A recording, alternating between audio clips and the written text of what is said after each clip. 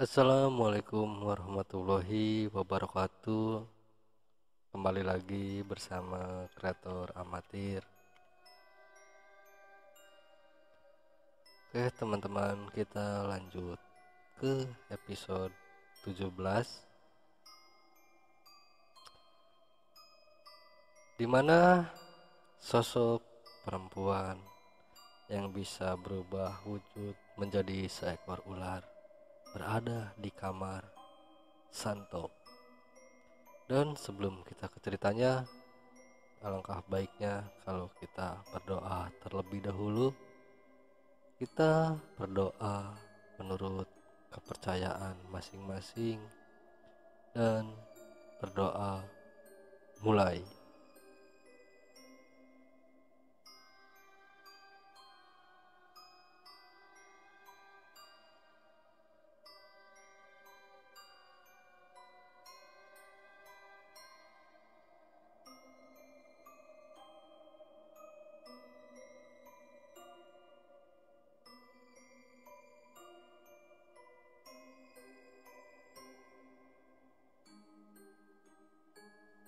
Berdoa selesai. Inilah ceritanya. Kak, kamu siapa sebenarnya? Dan mau apa kamu datang ke sini? Tanyaku. Perkenalkan Den, aku Nyai Sri dan sering dipanggil Nyimas Ratu Sri. Aku adalah ratu dari kerajaan Kencana Karya yang diasingkan dan sempat tersesat ke lembah hitam. Bahkan aku juga saat masih berada di aliran hitam, aku tak segan-segan membantai semua yang menentangku, baik dari aliran putih maupun dari aliran hitam. Namun di situ aku sempat berhadapan dengan kakekmu, yaitu Dahlan, yang kerjaannya sebagai pengembara demi menyadarkan orang-orang yang tersesat.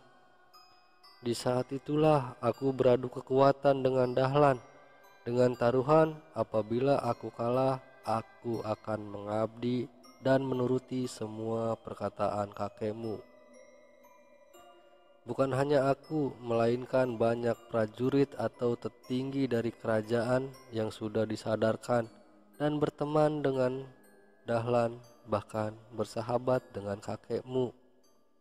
Pertarungan adu kekuatan aku bersama Dahlan berlangsung sengit, bahkan sampai berhari-hari.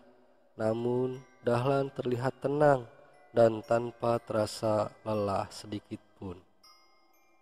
Yang dapat aku perhatikan hanya bibirnya lah yang tak henti-hentinya membacakan rapalan-rapalan yang sama sekali aku tidak bisa mengerti. Namun di belakang Dahlan aku melihat sebuah cahaya putih yang bersinar terang dan memancarkan aura yang baru aku ketahui, dan disusul dengan beberapa sesosok lelaki yang usianya bisa dibilang sangatlah tua, dengan mengenakan pakaian serba putih dan membawa sebuah tongkat yang terbuat dari batang pohon. Aku pun mulai kewalahan walau aku melawan satu orang lelaki tua itu, dan pada saat itulah aku menyerah dan menjadi pengikutnya. Lalu apa hubungannya denganku? Tanyaku. Hubungannya sangatlah jelas karena kau memiliki darah daging dari tuanku, yaitu Dahlan. Setelah aku menyerah, Dahlan pun membimbingku untuk memperbaiki diri agar aku bisa berubah menjadi pribadi yang baik dan segera meninggalkan ilmu kejahatan itu. Beberapa tahun aku belajar darinya, walaupun awalnya sangat sulit, tapi dengan dorongan dari Dahlan dan juga niatku untuk mengabdi padanya, maka aku pun bisa berubah menjadi seperti sekarang ini, seperti yang kamu lihat saat ini. Lalu, bagaimana kamu tahu kalau aku cucunya kakek Dahlan? Tanyaku. Dasar bocah sableng, dengarkan dulu ceritaku, ucap Nyimasri. Setelah aku menjadi teman kakekmu, tidak lama kemudian kakekmu menemukan sosok wanita pujaannya, yaitu Nyai Lastri. Walaupun Dahlan sudah menikah, namun Dahlan tidaklah lupa kepada kami, dan bahkan Dahlanlah yang mengajarkan kami untuk tidak melupakan jasa-jasa dari orang yang sudah membantunya dulu. Maka dari itulah aku dan juga yang lainnya setia pada Dahlan dan melindungi semua keluarga dan keturunan dari Dahlan. Setelah Dahlan menikah dan memiliki satu orang anak yang diberi nama Mukhtar Sutarji, disitulah berdatangan makhluk-makhluk dari golongan hitam yang berniat untuk mencelakainya. Lantaran dendam masa lalu, karena Dahlan hampir mirip sepertimu, selalu ingin ikut campur dalam urusan orang lain. Bedanya kalau Dahlan memiliki ilmu yang bermanfaat, sedangkan kamu tidak memiliki ilmu apa-apa. Kenapa kamu menyamakan aku dengan kakekku? Tanyaku agak kesal. Semua yang kamu dan Dahlan lakukan itu sama-sama beresiko, bocah sableng, bentak Nyimasri. Ya sudah, lanjutkan, ucapku.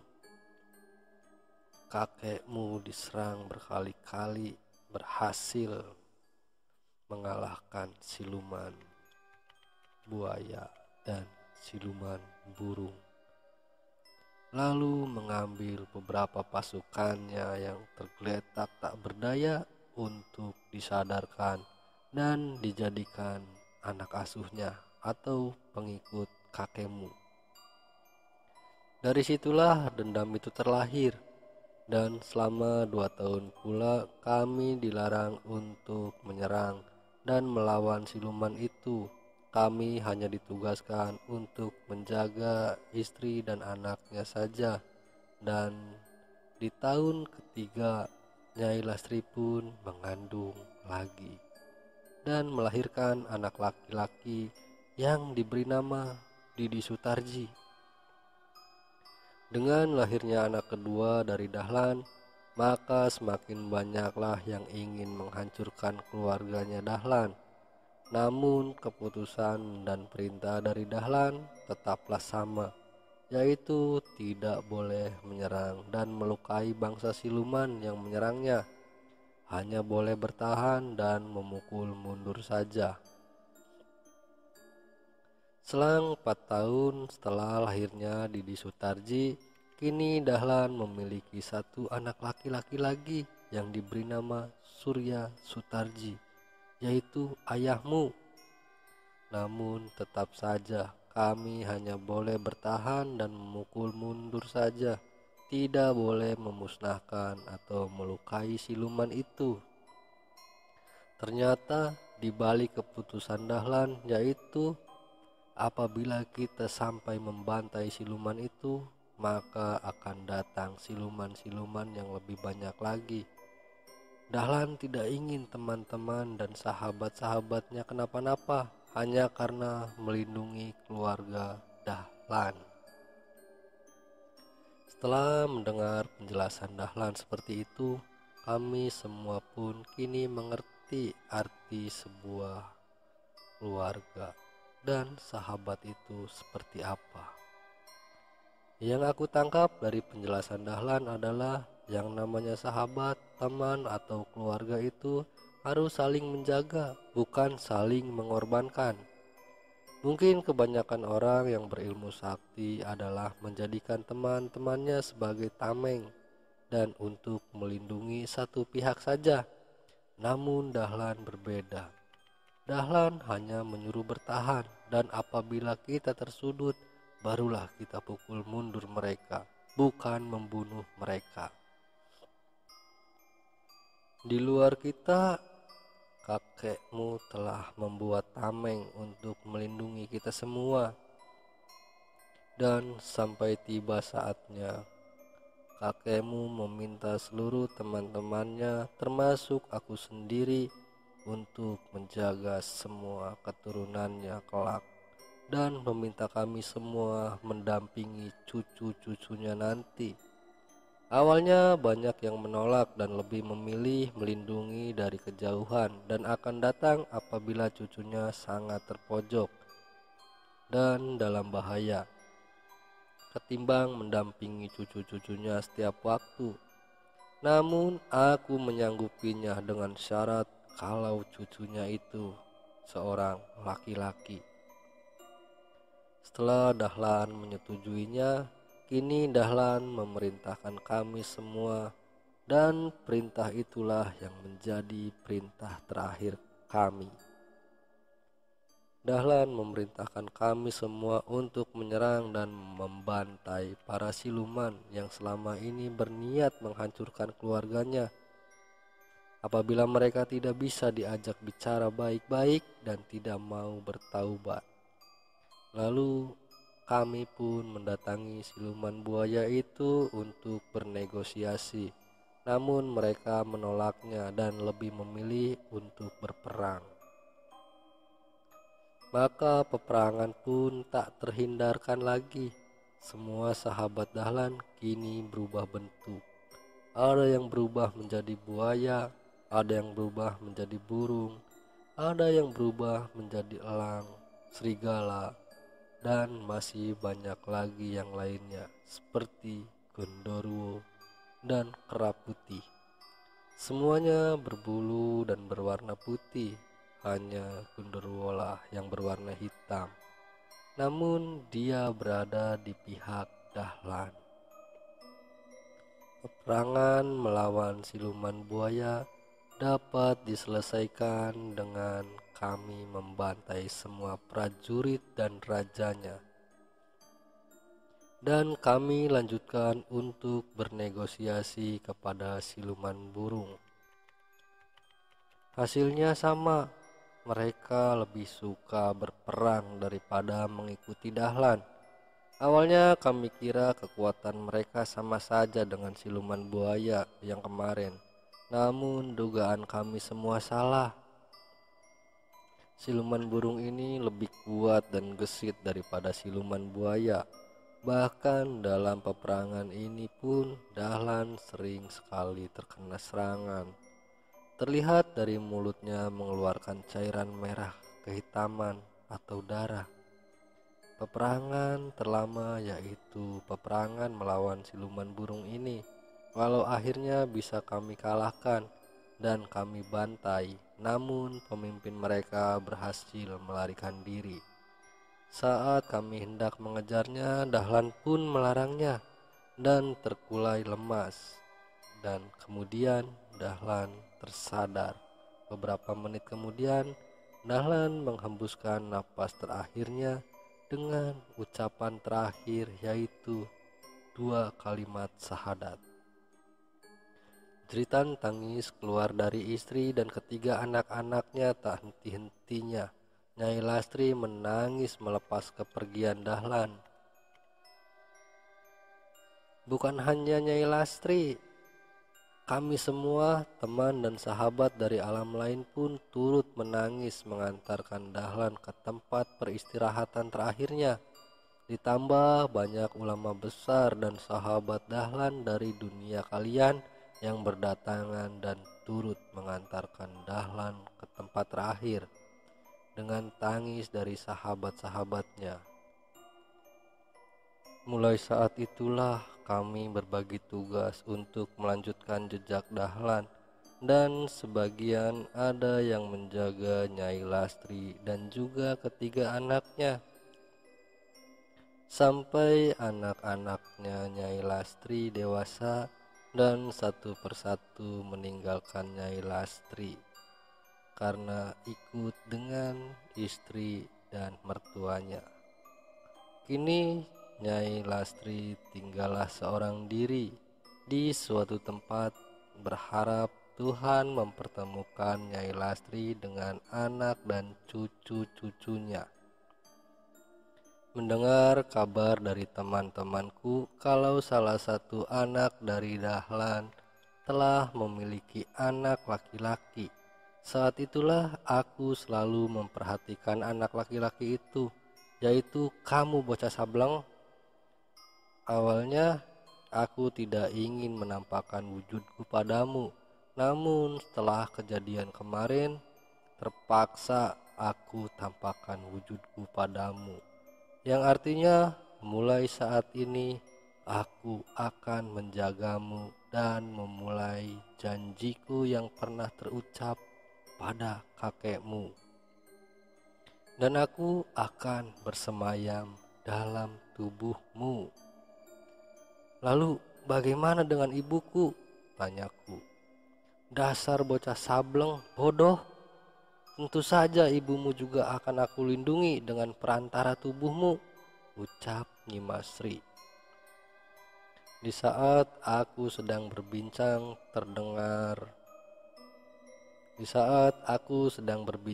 dengan Nyimasri, terdengar ledakan keras tepat di atas rumahku. Seketika aku kaget mendengarnya. Kamu gak usah takut. Rumahmu sudah aku bentengi dengan ajian yang dulu kakekmu ajarkan padaku. Sekarang kamu pergi ke kamar ibumu dan lindungi ibumu. Masalah ini biar aku yang urus. Aku pun keluar kamar dan menghampiri ibuku. Dan benar saja, ibuku juga mendengar ledakan itu dan seketika kaget dan memelukku. Ibuku berinisiatif untuk membawaku keluar rumah karena takut atap rumah akan roboh. Namun aku menahannya dan bicara pada ibu. Bu, jangan keluar rumah. Ledakan itu adalah kiriman dari orang yang tidak suka padaku. Kalau kita keluar, itu sama saja kita mengantarkan nyawa kita. Lebih baik kita berdoa memohon perlindungan kepada Allah agar kita jauh dari hal-hal seperti itu. Di sisi lain, Nyimasri melesat keluar dan mencari sesuatu yang mencoba mendobrak dinding yang sudah Nyimas buat. Di sana Nyimasri melihat sosok tubuh berperawakan sangat besar dengan makhluk-makhluk kecil lainnya yang sedang mencoba mendobrak dinding itu. Nyimas pun tidak tinggal diam. Seketika Nyimasri berubah menjadi seekor ular raksasa berwarna hijau. Dengan ekornya Nyimasri menyapu makhluk-makhluk kecil yang sedang berusaha menghancurkan dinding itu. Namun Nyimasri kalah jumlah. Walaupun Nyimasri keteteran, tapi Nyimasri tidaklah menyerah sama sekali. Dia malah lebih brutal lagi, menyibak-nyibakkan ekornya ke arah makhluk itu dan memukulkan ekornya sesekali. Dan beberapa makhluk itu pun ada yang terlempar sangat jauh karena sibakan ekornya Nyimasri.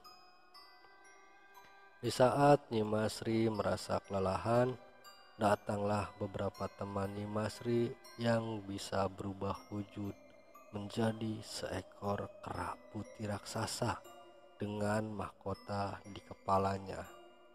Ada pula yang bisa berubah menjadi sosok burung raksasa dan juga berbentuk singa yang sangat buas. Hai teman lamaku, kenapa kau tidak meminta bantuanku kalau kamu sedang kesulitan? Ucap Lian yang berbentuk singa itu. Apa kamu sudah merasa hebat menghadapi banyak seperti ini sendiri? Sambung Kara sang kera putih.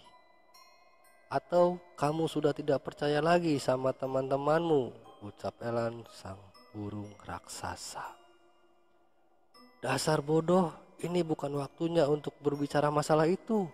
Kalau kalian hendak membantu, bantulah, jawab Nyimasri terhadap ketiga temannya itu. Baiklah, setelah ini kamu jelaskan apa yang sebenarnya terjadi, ucap mereka bertiga secara bersamaan. Lalu mereka menyerang makhluk-makhluk kecil itu dan membantai habis. Kini tinggallah sosok bertubuh raksasa itu, dan kini Nyimasri yang melawannya. "Ini biar urusanku, kalian lihat saja, bantu aku apabila aku kalah," ujar Nyimasri. Lalu serangan demi serangan ditujukan pada Nyimasri, namun Nyimasri bisa menghindarinya. Semburan demi semburan dilancarkan oleh Nyimasri, dan Nyimasri pun kini bisa melilit setengah bagian tubuh dari makhluk raksasa itu. Dengan amarahnya, Nyimasri kini melilitkan tubuhnya ke tubuh makhluk itu, dan terdengar seperti suara patahan tulang dari badan makhluk raksasa itu. Dilanjutkan dengan gigitan demi gigitan di tubuh ke tubuh makhluk besar itu. Seketika makhluk raksasa itu pun lemas tak berdaya. Bagaimana tidak, lilitan Nyimasri berkali-kali lipat dari lilitan ular piton, dan bisanya pun berkali-kali lipat dari bisa ular kobra. Itulah sisi gelap Nyimasri yang sampai saat ini belum bisa hilang. "Sudahlah, hentikan Nyi, jangan kau gunakan lagi sisi gelapmu," ucap Lian. "Apa kamu mau aku terkam Nyi?" kata Elan. "Sudahlah, bukan waktunya untuk membahas itu. Kini biar aku yang urus," kata Kara. Lalu Kara pun mendekati makhluk itu, dan Nyimasri yang sudah lemas karena berusaha mengimbangi sisi gelapnya. "Biar ku kembalikan kepada tuannya, dan biar tuannya merasakan dari senjatanya sendiri." Dengan menggunakan gada senjata andalannya, Kara pun memukulnya, dan seketika makhluk itu terlempar kembali ke tuannya. "Tugasku sudah selesai, aku akan kembali ke duniaku. Tapi sebelumnya ada yang mau kami tanyakan. Siapa sebenarnya orang yang kamu lindungi ini sampai-sampai kamu rela melakukan semua ini?" ucap Kara, Lian, dan juga Elan. "Aku melindungi dia karena janjiku dulu pada Dahlan," jawab Nyimasri. "Maksud kamu apa, Nyi?" tanya Elan. "Rumah ini adalah rumah menantu Dahlan, dan ada seorang anak laki-laki yang dulu Dahlan minta untuk dilindungi," jawab Nyimasri. "Jadi," tanya Elan. "Iya, anak itu keturunan dari Dahlan, teman kita, sahabat kita, dan keluarga kita," jawab Nyimasri. "Maka dari itulah aku berusaha melindungi dia demi janjiku pada sahabat kita Dahlan," kata Nyimasri. "Kalau berkenan, bisakah kamu mempertemukan kami dengan cucunya Dahlan, Nyi?" tanya Lian dan juga Kara. "Bisa, kalian ikutlah masuk ke dalam rumah itu, dan nanti aku akan memanggil dia untuk masuk ke dalam kamarnya agar ibunya tidak curiga padanya," jawab Nyimasri. Setelah mereka berada di kamarku, aku dipanggil oleh Nyimasri, dan aku pun kaget melihat sosok 3 orang lelaki yang sepertinya prajurit kerajaan lain. "Inilah keturunan dari Dahlan, dan inilah yang akan aku dampingi dan aku bimbing agar bisa melanjutkan jejak kakeknya dalam melindungi dan menyadarkan orang-orang yang tersesat," ucap Nyimasri. Lalu mereka bertiga memperkenalkan diri mereka masing-masing. "Perkenalkan Den, aku Kara, ini Lian, dan yang ini Elan," ucap Kara memperkenalkan diri. "Kalau panjenengan sinten?" tanya Kara. Aku tidak bisa menjawab karena aku tidak mengerti sama sekali bahasanya. Kara bertanya, nama kamu itu siapa, bocah sableng? Tegas Nyimas Sri. Oh, aku Santo paman, jawabku sembari cengengesan. Oh, jadi namamu itu Santo. Kok aku baru tahu namamu Santo, padahal aku yang akan mendampingimu, tapi malah aku baru tahu namamu, ujar Nyimas Sri. Dasar Nyimas Gemblung, nama tuannya saja tidak tahu, bagaimana mau melindungi dia, ledek mereka bertiga. Kami berlima berbincang-bincang dan sesekali meledek Nyimas Sri karena Nyimas Sri telat mengetahui namaku. Biarin aku gemblung, kan tuannya aja bocah sableng, jawab Nyimas Sri. Jadi sepaketlah, ucap Nyimas Sri lagi sembari tertawa dan tersenyum. Gara-gara kamu sih telat ngasih tahu namamu, aku jadi bahan ledekan teman-temanku, Den. Dibilang Nyi Gemblung, ucap Nyimas Sri. Iya, maaf Nyi, ucapku sembari memohon. Ya sudah, lupakan saja, kata Nyimas Sri. Lalu ketiga temannya pun berpamitan untuk kembali ke dunianya. Kalau butuh bantuan, bilang saja, jangan sungkan Nyi Gemblung, ucap Kara sembari meledek. Kurang ajar kamu, Kara. Berani-beraninya kamu meledekku seperti itu. Hahaha, Kara dan yang lainnya pun tertawa, disusul dengan ku ikut ketawa. Karena ledekan dari mereka meledek kepada Nyimas Sri. Dan tak lama kemudian mereka pun melesat hilang. Dan kisah episode ini pun berakhir.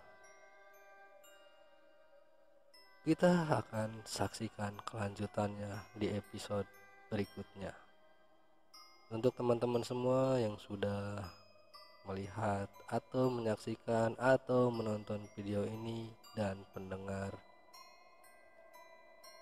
sekali lagi saya akan jelaskan kalau cerita ini saya juga tidak tahu kebenarannya, benar atau tidaknya, jelas atau tidaknya, karena saya juga mendapat cerita ini dari teman saya sendiri. Dan untuk teman-teman semua, bagi yang suka silahkan tinggalkan jejaknya dengan cara klik subscribe, like, komen, dan juga share ke media sosial teman-teman semua. Dan sekali lagi saya ucapkan terima kasih. Wabillahi taufiq wal hidayah. Wassalamualaikum warahmatullahi wabarakatuh.